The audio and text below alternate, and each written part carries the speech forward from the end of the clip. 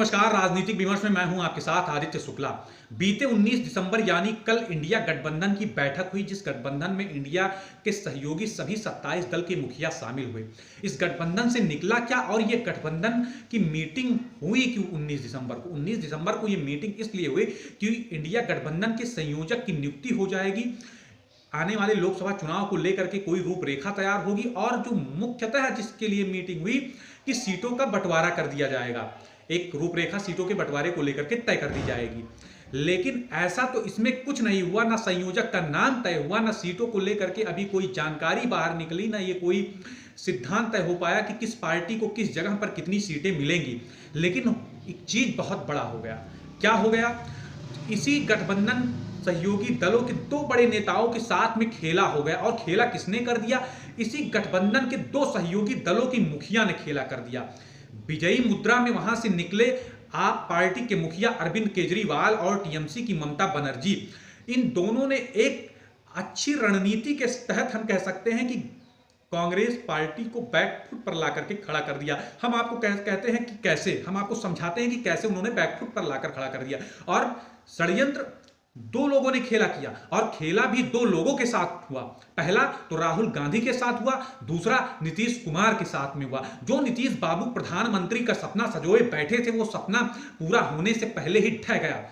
नीतीश बाबू अपने आप को 27 दलों में सबसे वरिष्ठ और प्रधानमंत्री पद का सबसे प्रबल दावेदार मानते थे। लेकिन कहते हैं ना कि अरविंद केजरीवाल ने ऐसी रणनीति चली ममता बनर्जी के साथ में कि नीतीश कुमार और राहुल गांधी दोनों अपने ही पिच पर हार गए।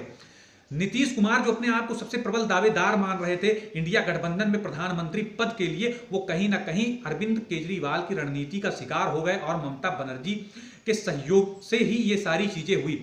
हम सभी जानते हैं कि कांग्रेस पार्टी में प्रधानमंत्री पद का सपना भी देखना गुनाह माना जाता है। गांधी परिवार के रहते तो फिर मल्लिकार्जुन खड़गे कैसे प्रधानमंत्री का दावेदार हो सकते हैं राहुल गांधी के रहते हुए? बीते 19 दिसंबर को इंडिया गठबंधन की मीटिंग में, जब मीटिंग में सभी दल के नेता शामिल थे और ये मीटिंग चल रही थी, उसमें अरविंद केजरीवाल, ममता बनर्जी ने मल्लिकार्जुन खड़गे को प्रधानमंत्री पद के लिए उनका नाम आगे किया। अब इस पद के नाम को कोई अस्वीकार भी नहीं कर सकता था, क्योंकि जो अरविंद केजरीवाल और ममता बनर्जी ने दलील दी उसको कोई भी अस्वीकार नहीं कर सकता था, क्योंकि अस्वीकार भी अगर कर देते तो आने वाले चुनाव में उस पार्टी को नुकसान का खामियाजा भुगतना पड़ सकता था। उन्होंने दलील ये दी कि संपूर्ण भारत में ये पहले दलित प्रधानमंत्री उम्मीदवार होंगे। लेकिन हम आपको बता देते हैं कि ये बात पूरी तरीके से मिथक है। कैसे मिथक है?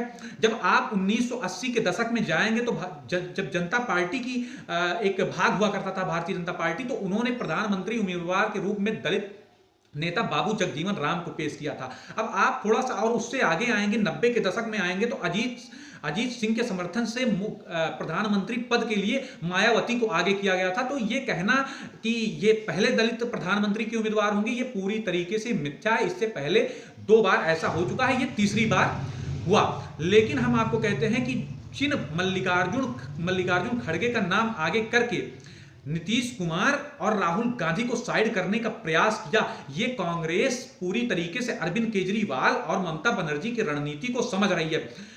मीटिंग शुरू होने से पहले अरविंद केजरीवाल ममता बनर्जी के पास जाते हैं और उद्धव ठाकरे के पास जाते हैं। उद्धव ठाकरे तो अप्रत्यक्ष रूप से ये मांग नहीं उठाते हैं, लेकिन कहीं ना कहीं उनका समर्थन जरूर अरविंद केजरीवाल और ममता बनर्जी को मिलता है। ये पेशकश सबसे पहले मुख्यमंत्री अरविंद केजरीवाल और मुख्यमंत्री ममता बनर्जी ने पेश किया कि प्रधानमंत्री पद के लिए मल्लिकार्जुन खड़गे को सामने लाया जाए। अब अगर आप यहां पर थोड़ा सा राजनीतिक परिदृश्य में आकर के समझेंगे तो आपको पूरी राजनीतिक जो कह सकते हैं पृष्ठभूमि है समझ में आ जाएगा।